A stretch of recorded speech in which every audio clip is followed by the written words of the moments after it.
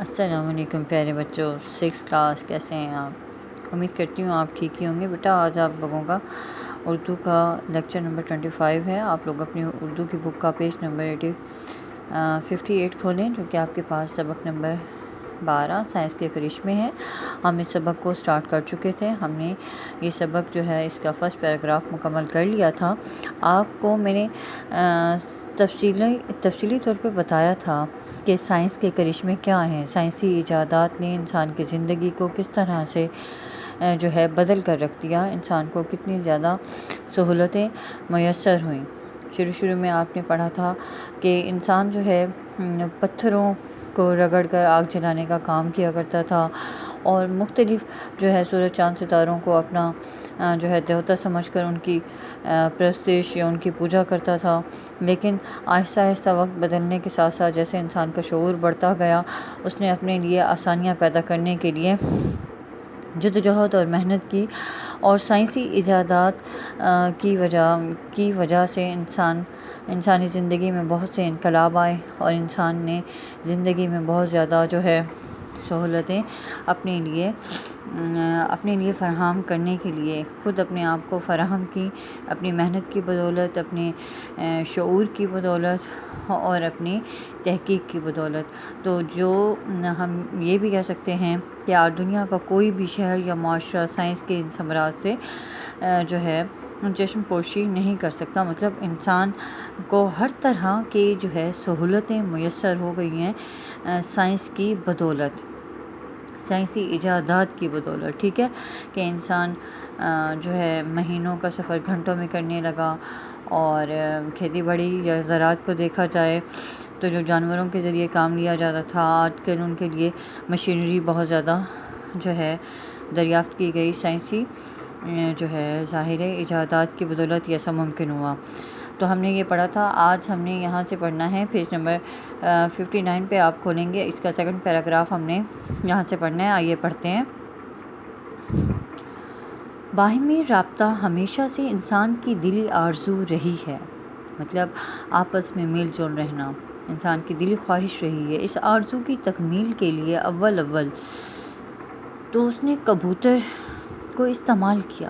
دور دراز علاقوں تک پیغام رسانی کا کام کافی پیچیدہ تھا، مشکل تھا دور دراز تک پیغام پہنچانے کا کام، لیکن اب ٹیلی فون، ریڈیو، ٹیلی ویژن، انٹرنیٹ جیسی ایجادات کے باعث دنیا کے ایک کونے میں بیٹھا انسان دوسرے کونے میں بیٹھے انسان سے نہ صرف باخبر ہے، واقف ہے، مطلب وہ کس طرح سے بیٹھا ہے، اس کا حالات زندگی کیا ہیں، بلکہ اسے بولتا، دیکھتا، پھرتا دیکھ بھی سکتا ہے۔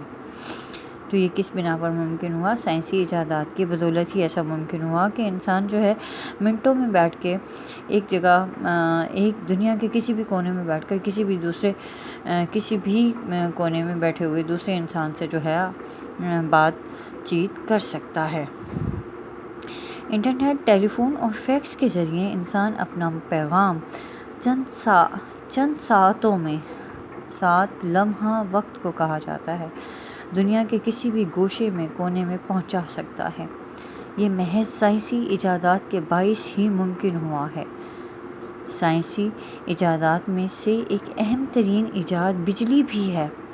انسان نے پانی، ہوا، کوئلے، پیٹرول اور دیگر ذرائع سے بجلی پیدا کر کے اپنی صنعتی ضرورتوں کو پورا کیا ہے۔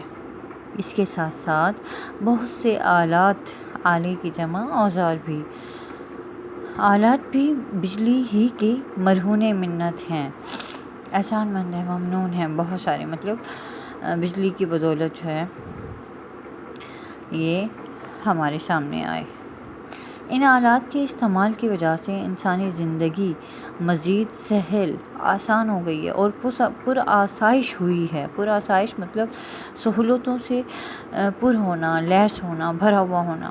صنعت و حرفت اور روزمرہ زندگی کے کم و بیش تمام معاملات کا دار و مدار بجلی ہی پر ہے۔ سخت گرمی میں ٹھنڈی ہوا اور شدید سردی میں گرم ہوا کا بندوبست، انتظام سائنس ہی کی بدولت ممکن ہوا ہے۔ انسان نے پنکھے، ایئر کنڈیشنر اور ہیٹر وغیرہ ایجاد کر کے اپنی زندگی میں سہولتوں کا اضافہ کیا ہے۔ بجلی کی وجہ سے ہی راتیں دن کی طرح روشن رہتی ہیں۔ تو یہ سائنسی ایجادات کی بنا پر ہی ممکن ہوا ہے۔ آج تک سبق اتنا کافی ہے۔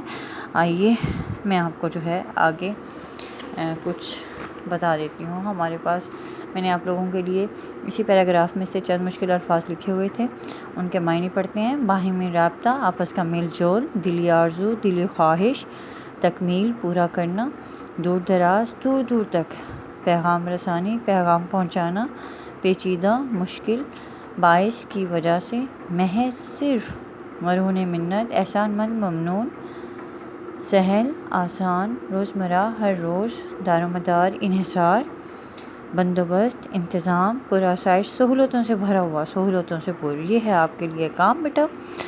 آپ جو ہے گھر کا کام کیا کریں گے؟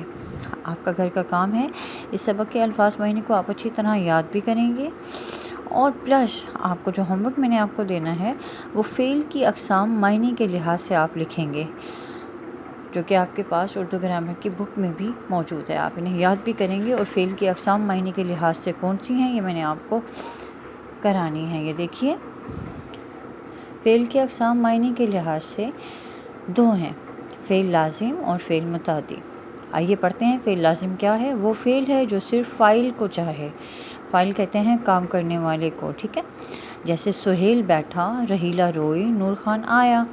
ان مثالوں میں سہیل، رحیلہ، نور خان کیا ہیں؟ فاعل ہیں، اور بیٹھا، روئی اور آیا یہ کیا ہیں آپ کے پاس؟ فعل لازم ہیں۔ تو یہ فعل لازم کی تعریف ہوئی، اس کی مثالیں۔ اب ہم پڑھتے ہیں فعل متعدی کے بارے میں۔ وہ فعل ہے جو فاعل کے علاوہ مفعول کو بھی چاہے۔ مثلا سہیل نے کھانا کھایا، رحیلہ نے کتاب پڑھی، نور خان نے خط لکھا۔ ان مثالوں میں سہیل، رحیلہ اور نور خان یہ کیا ہوں گے بیٹا؟ جی، فاعل ہوئے۔ کھانا، کتاب اور خط یہ کیا ہیں؟ مفعول، جن پر کام کیا گیا۔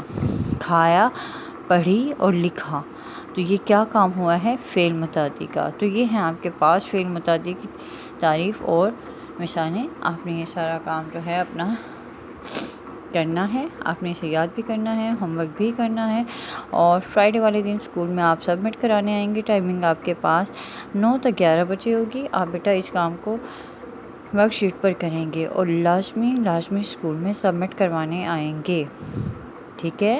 انشاءاللہ اگلے لیکچر میں ملاقات ہوگی۔ اللہ حافظ۔